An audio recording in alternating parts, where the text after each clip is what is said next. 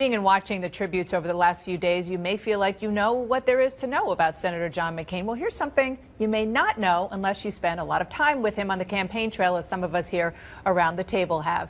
John McCain was a huge fan of ABBA. Why ABBA? Take a chance. Because my cultural progress came to an abrupt halt on October 26, 1960. No, I just like ABBA. I'm one of those people who is willing to admit that I like ABBA. Would you work to reunite ABBA? Absolutely, I would. I'm willing to admit it too. And remember, he invited some of us in the press corps to his cabin in Arizona, and it's the only thing that was playing. Was right. ABBA. That's right. What is your memory? Maybe something that people don't know about. So my memory, watching that clip of him on the back of his Straight Talk Express bus, which was where so many of us spent so many hours. My memory was the first day that he relaunched his campaign in 2007. He had the big Straight Talk Express bus. A bunch of us were on the back of it, but he had promised TV networks that they would each get an interview on the bus. But the place that the bus was going was only 10 minutes away. So in order to accommodate all of the networks, the bus just went in a circle around and around downtown Des Moines, up one street, Main Street, and back down and back and forth. And finally, he kind of looked out the window and he looked at all of us and he said, "You jerks are going to write that our campaign is already going in circles, right?" And yes, of course we did. But, that was his way of interacting with us. And eventually the bus then moved on. So. What about you? Yeah, mine actually comes from earlier in 2017. There was a hearing on Afghanistan. The theater commander just announced that they believe Russia was providing support for the Taliban. I thought it was really interesting. I wanted to talk to Senator McCain, the chairman of the committee, after the hearing. He wanted to talk about it, so did Senator Lindsey Graham. After about 20 seconds, though, his gaze went elsewhere. I was a little bit confused, and he just walked away from me, which is, as you know, is not like super normal unless you're in a fight with him. And sure enough, which is also normal, I turned around, and he had spotted a group of young Marines that had just entered the Russell office building, and he went to say hello to him. It looked like they'd just seen the biggest celebrity in the world. He sat there and talked to him for 25 minutes. Eventually, I had to go to a vote and catch a senator. I ran into him later. He looked at me and he said, "Hey, you," which was better than "jerks, what do you want," which was generally how he addressed us. And he said, "No offense, but they're more important to me than you guys are." It's a great story. Very telling.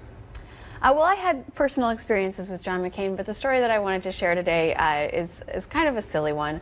I was at my Sunday morning yoga class yesterday, and the instructor decided to make the theme of the class inspired by John McCain, and the theme for us all to meditate on in yoga was sacrifice. And I thought, I wish I could go back and tell the John McCain of 1960, that one day he would be the inspiration for a suburban yoga mom's practice in Arlington, Virginia, and he would have rolled his eyes and he would have laughed. But and he would have said, "What's yoga?" Yeah.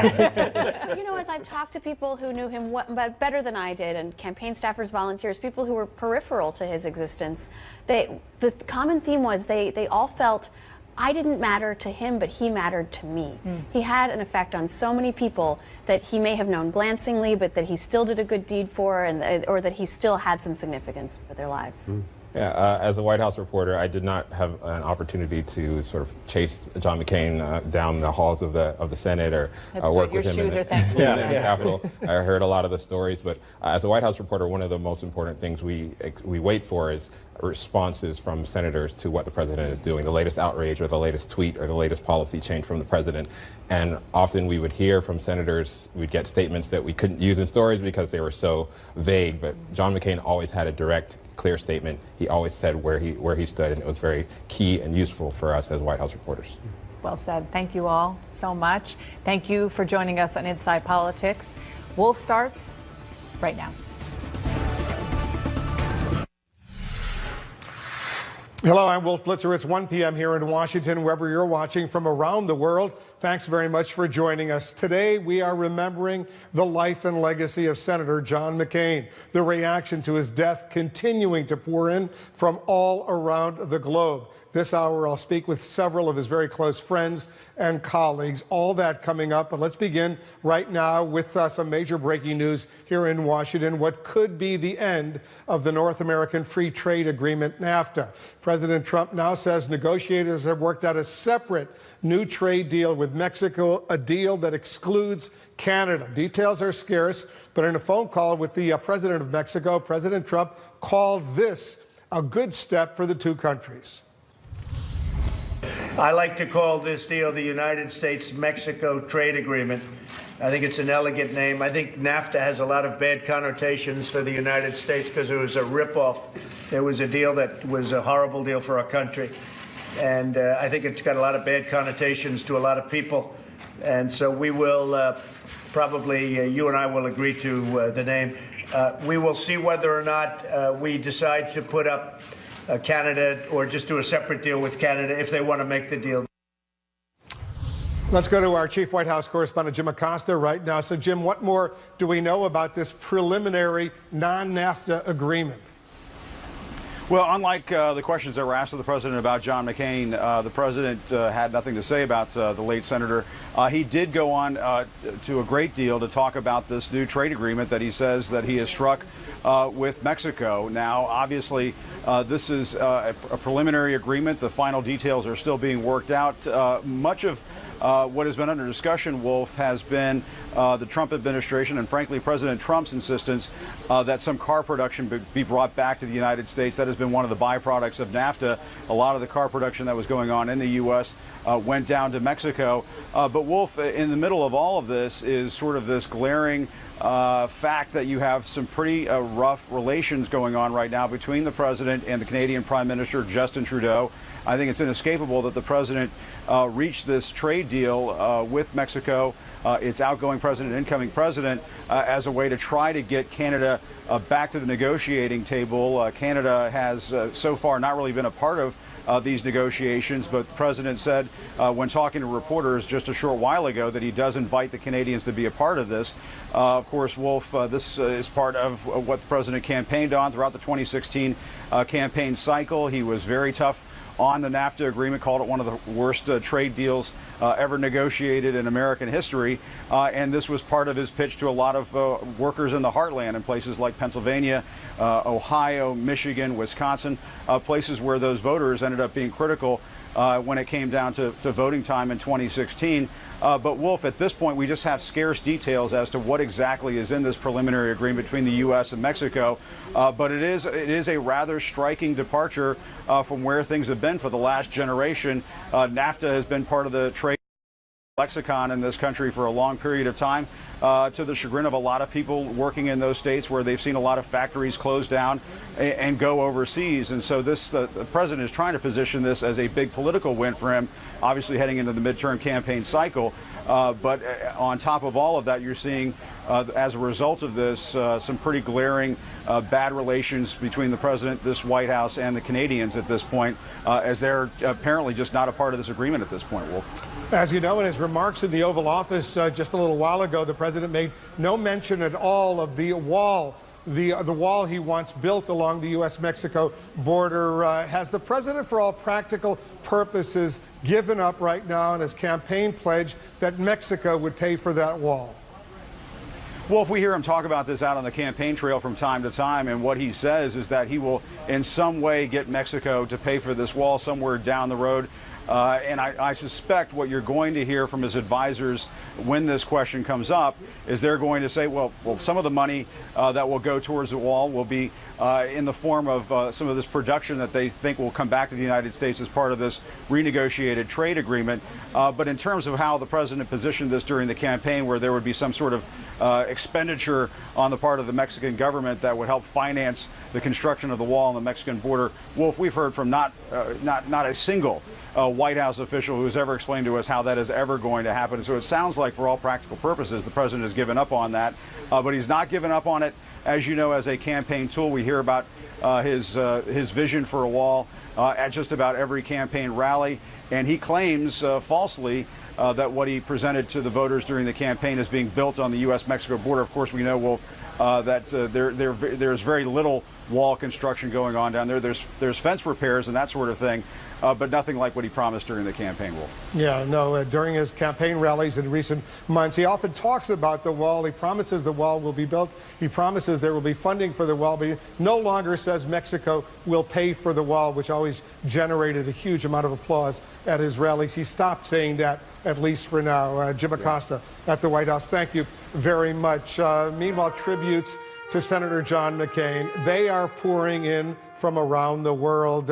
But one voice still notably missing, that would be the President of the United States. We learned the White House did draft a full statement on Senator McCain after his death, a statement that would have praised him, his military service, being a real, genuine American hero. But President Trump, for whatever reason, chose to go with just a short tweet instead, expressing his sympathy to the family. And just moments ago, the president repeatedly ignored multiple questions from reporters in the Oval Office during that photo op when they pressed him on questions involving Senator McCain.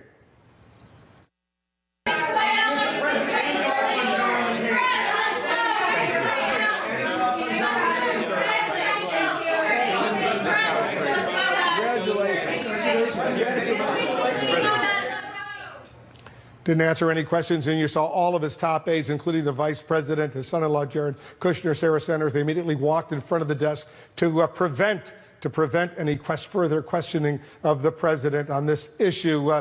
We are expecting, by the way, to see the president once again shortly. He's welcoming Kenya's president to the United States, so we'll see if he weighs in at that time during that photo op. In the meantime, joining us now to honor the life and legacy of Senator McCain, a man who worked closely with him for over many years, Democratic Senator Patrick Leahy from Vermont. Senator, thanks so much for joining us. I know you admired Senator McCain. You worked closely with him. How are you remembering him on this day? I'm remembering him as a very, very good friend. I'm remembering the last time we talked. I think we both knew it would be the last time we'd see each other. I got to admit, I got pretty emotional for both of us saying goodbye and hugging each other goodbye. I've worked with John on a lot of things. Sometimes we agreed, sometimes we disagreed. We were both laughing about the fact that we'd sometimes have a towering argument, and 5 minutes later we'd be back in the cloakroom or out in the hall, arms around each other, just laughing our heads off. But the thing is, you could go to John and say, look, John, we got to set aside Democratic and Republican labels. Here's something that needs to be done. And we'd work it out.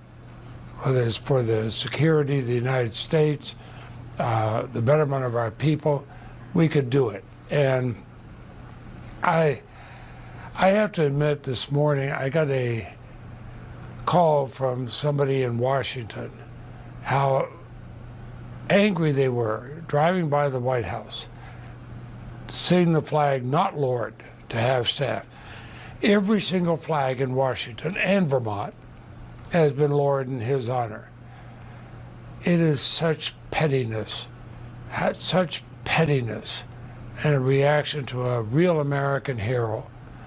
You know, I realize the president never wanted to serve in the military, but he ought to show some admiration for someone who did and served nobly. We do know that yesterday, for several hours, the White House flag was lowered to half-staff, but for some reason overnight it was raised once again. The flags are at half-staff, clearly up on Capitol Hill. And I want to get to that in a moment, but we've heard so many stories about Senator McCain's very strong friendships, not necessarily restricted by age or party affiliation. You're clearly a Democrat. Senator McCain, of course, was a Republican. And as you correctly point out, you often didn't see eye to eye on a lot of these substantive issues. But what does that say about him, that despite differences, partisan differences, he was willing to work with liberal Democrats on some of the most sensitive issues? I think he and I had the same view of the Senate. It should be the conscience of the nation. And that means both of us have had to say, look, we can't follow what our party says. We have to follow what's best for the U.S. And he would do that. I do remember one time after an argument, he comes over and he starts apologizing for, and I said, John, you never have to apologize for anything. Anyone who's gone through what you have, you never have to apologize. But then he would sit down. I mean, I remember we worked on immigration. We worked on other things. He was always there trying to figure out, okay, how do we bring Republicans and Democrats together for the good of the nation? I mean, he could take a Republican, he was a proud Republican. But the nation came first. I think a man who served as he did, who refused to leave the prison in Hanoi until the other prisoners were able to leave. Here's a man who shows real character. Yeah. And that's why it bothers me somewhat on the flag of the White House, because John McCain had so much character, and it shows a lack of character in not lowering the flag at the White House. What does it show to you that there was a draft statement that was submitted to the president praising Senator McCain's his unique role in American history as a POW, as a war hero, but the president decided for whatever reason he wasn't going to release that? What does that say to you? It shows what a strong person John McCain was, and it shows that one of the two was strong and not weak. And I think the fact that John McCain's family has invited Barack Obama and George Bush, both men that he ran against, to come and give a eulogy, that shows what Americans should do. Not try to divide people, but to bring people together. John McCain tried to bring people together. Just before we went on the news, you were showing about NAFTA. Excluding Canada, NAFTA won't pass the Senate. I mean, the only way it passed last time was because Canada was part of it. It sort of falls in the same category.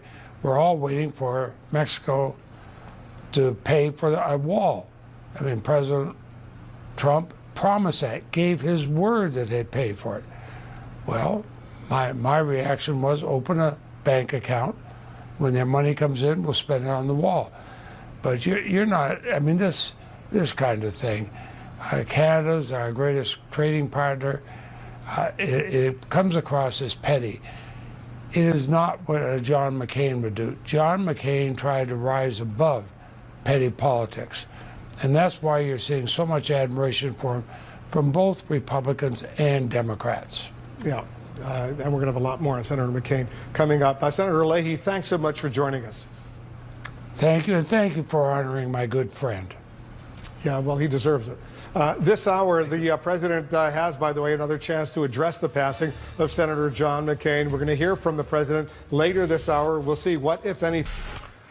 Soon, President Trump is expected to speak as he greets Kenya's president over at the White House. But will he answer any questions from reporters about Senator John McCain's death? He ignored repeated questions from reporters earlier today in the Oval Office. Meanwhile, the White House flag returned to full staff after just one day, while other federal buildings remain half-staff in honor of the U.S. senator. And this, a source now telling CNN, White House aides did in fact draft an official statement on Senator McCain after his death, but it never went out. The president instead simply sending out a brief tweet expressing his sympathy to the McCain family. Joining us now to discuss this and more, White House reporter for Bloomberg News, Shannon Pettypiece, and CNN political analyst and White House reporter for the New York Times, Julie Hirschfeld Davis. Ladies, thanks for joining us. What would have been a big deal if the president would have released that statement which his top advisors had drafted for him? Well, I mean, it would have been an easy thing for him to do. That's what presidents usually do in a situation like this. But we know, we've heard for months that President Trump has a real grudge against Senator McCain. He did not want to say anything particularly nice about him, either about his death or about his life and his legacy. He just didn't want to go there. And so he couldn't bring himself to do even kind of the most, sort of basic of presidential statements saying, John McCain has died, he was a hero, here's his legacy, or something along those lines. He just didn't want to do that. He didn't, I think, feel comfortable, given their history together, doing that. And I also think, he felt that John McCain represented a brand of politics and the establishment that he wants to hold himself away from, and he wants to keep at a distance. And I just think he couldn't really see a way clear to do what his advisors were offering him a bit, the chance to do. Because there is, as a lot of our viewers will remember, Shannon, an ugly history going back to 2015 when the president was asked about John McCain being a war hero, and he said he wasn't a war hero, he was captured, he was a POW, and if you're captured, you're not a hero. And then in recent months, He, out on the campaign trail, has repeatedly gone after Senator McCain for voting against the Affordable Care Act and, for all practical purposes, stopping it from being completely repealed. I mean, this isn't the first time, though, a president has disagreed with someone who died while they, and had to say something while they were in office. That happens. People on different political parties, will die while someone is in office. You say something courteous about them, though. I think that's what shows the difference between this White House and previous White Houses, is that in the past, and maybe the person could have, really detested the deceased behind closed doors, but they would publicly at least come out and show some sort of courtesy, show some sort of support for the family. And this White House is just not going to do that. And once this president locks his mind in on something, he does not change it. He does not compromise.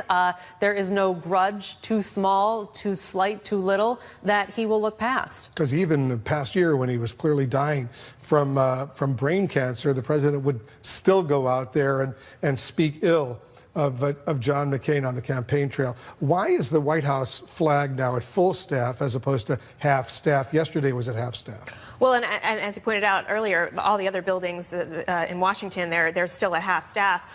There is a provision in the law that when a member of Congress dies, the flag gets lowered for 24 hours to half staff. But in cases like these, when you have a revered senator who's been serving for decades, a war hero, certainly was the case with Senator Ted Kennedy when he died, the president will issue a proclamation extending that period, usually through the funeral or the burial of the deceased. But that would have taken an official act by President Trump. The proclamation would have had to say something, presumably something good about Senator McCain. And as we've seen, as we've been discussing, he's not willing to do that. He still feels that Senator McCain was his enemy, worked against him, said bad things about him, and he just doesn't want to do it. And so you see the physical manifestation of that with the flag. Yeah, because issuing a proclamation, Julie's absolutely right. The president would have had to sign that proclamation, and he would have had to say, John McCain, war hero, great American, great patriot. And he clearly didn't want to say that. I even saw a statement from McConnell and Schumer asking that the military ensure that flags at government buildings are flown at half staff until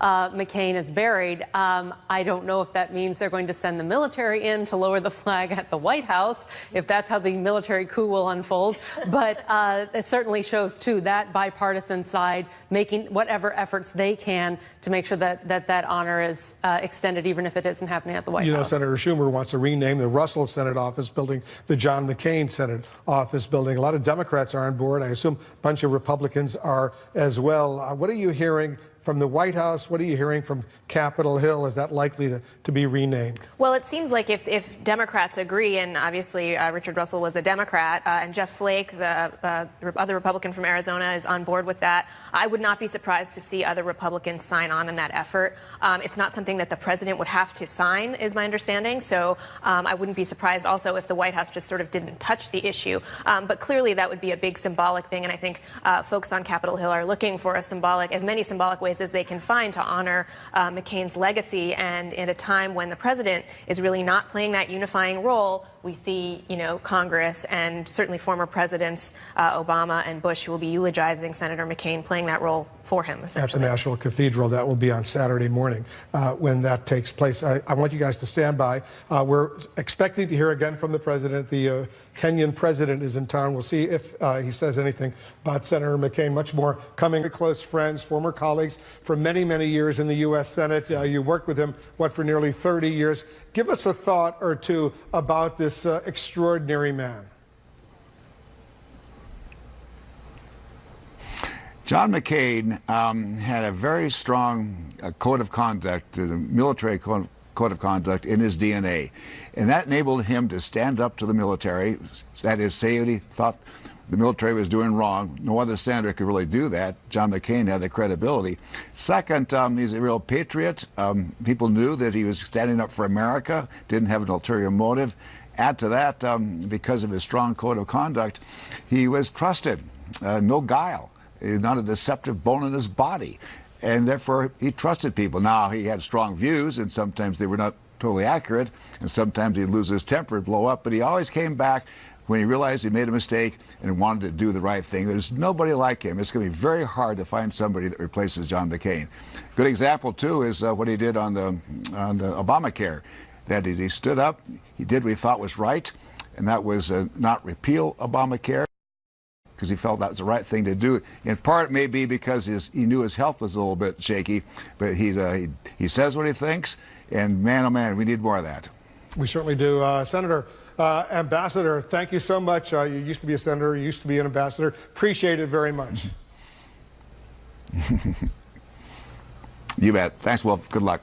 Rick Davis, who served as John McCain's campaign manager a long time, he's speaking out about funeral arrangements for the senator right now. I briefly want to listen in. News also reports that Cindy McCain is under consideration to fill the Senate seat. Can you talk about that at all? No, not going to address that at all.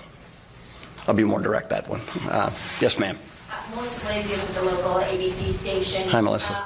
Along that vein, let me ask you this. Has the senator talked about what kind of person he hopes comes after him and serving Arizona in the U.S. Senate? You know, I think throughout the years, you know, he would contemplate, you know, what a succession would look like. I think he had a different plan in mind in those days. I think he was looking forward to retiring after this last term of office and enjoying that back porch in Sedona. It's hard to say. I mean, you know, he's always been someone who has encouraged participation in politics, especially in the Republican Party with minorities, women. I think a Hispanic woman probably would have been his pick for a successor if he'd lived long enough to, you know, had the opportunity. But it's just too sad to say what that would have looked like because he never got that far. Go over here. Bram, resident with NBC News. Hey, Bram. Now that you welcomed Joe Biden officially into the family, yep. Take us back a few years, and how did his relationship with Senator McCain start, and how did it continue over the years? Well, they've known each other a very long time. You all know that at one point in time in the Navy, he was the Navy liaison to the United States Senate, and one of the people who he befriended very early on in that period of time was Joe Biden. Long before John had any political ambition, he was exposed to people, you know, like Senator Cohen, Senator Biden, of course, you know, some of the great luminaries, you know, as the chairman of committees that he worked with. So he's always had a incredibly close and personal relationship with Joe Biden, and it has been tested over the years on issue after issue. And yet they remain steadfast in their personal relationship. And if there's any better exemplification of what you can accomplish in politics by debating vociferously to, you know, throwing a few punches in the arena, but then at the end of the day, being able to maintain a personal relationship with the people you are at battle with is actually the model of governance that John McCain so much adhered to. And that relationship with Joe Biden was clearly in that category. And I would say, bar none, Joe Biden has been an incredible comfort to the family, a source of a wonderful amount of information about the disease when John McCain was first diagnosed with glioblastoma. And I know Cindy and Megan and the whole family have been comforted by his prayers and counsel, and for that reason, they've asked him to be here at the first stop along the way. Yes, ma'am. Yes, Barbara, the Arizona News Radio, very simple question. Yes, ma'am. How is the family holding up?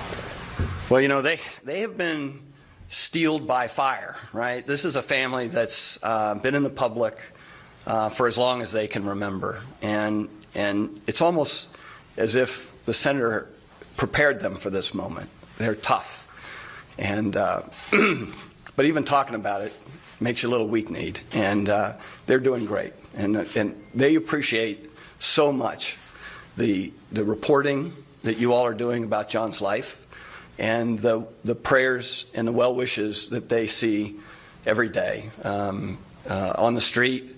There are memorials at the the funeral home. There's a memorial at his office. People have just poured out their sympathies to the McCains, and they greatly appreciate it. Over here. Cameron, CBS 5 here in Phoenix. Do we know if the website is still up to get those tickets? We tried to go through it this morning and we weren't able to get tickets. And the second question is, do we know if Mr. McCain's mother will attend any of these ceremonies? Good question. Keep trying on that website. It probably got more traffic than even we had anticipated. So the best I can tell you is just keep pounding away on it. It's getting more information on it, updated a lot, so they take it down sometimes or freeze it in order to be able to fill that information in. So you might be just experiencing some of those things, but just keep trying. It's really the best single opportunity to get credentialed and that kind of thing. If at all you continue to have problems, we have a lot of the team here who can help you with whatever you need. Well, that was specifically for the people who want. Rick Davis, Senator McCain's longtime, very close aide, the former campaign manager for his presidential campaign, outlining some of the details of the upcoming funeral arrangements. And here they are. Let me put them up on the screen. You can see on Wednesday, Senator McCain's body will lie in state at the Arizona State Capitol. Thursday morning, there'll be a memorial service at the North Phoenix Baptist Church. We understand that former Vice President Biden will be speaking there. And then Senator McCain's casket will be flown to Joint Base Andrews outside of Washington, D.C. On Friday, Senator McCain will lie in state at the U.S. Capitol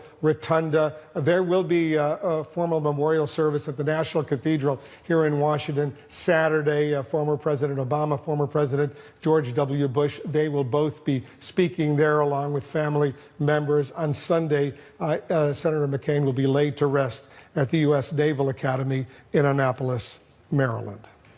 We'll be right back. Lawmakers from both sides of the aisle are paying tribute to Senator John McCain for his patriotism and his public service. The wartime hero and two-time presidential candidate will be honored throughout this week. Among those reflecting on Senator McCain's legacy is Democratic Senator Bill Nelson of Florida. He tweeted this: "John McCain was my friend and one of my heroes. He devoted his life to duty, honor, and country. He shall always be a role model for me." I spoke with Senator Nelson just a little while ago, and I asked him what he admired most about Senator McCain. John would wake up every day and he'd just want to do the right thing. He believed that a public office is a public trust, and he would not break that trust.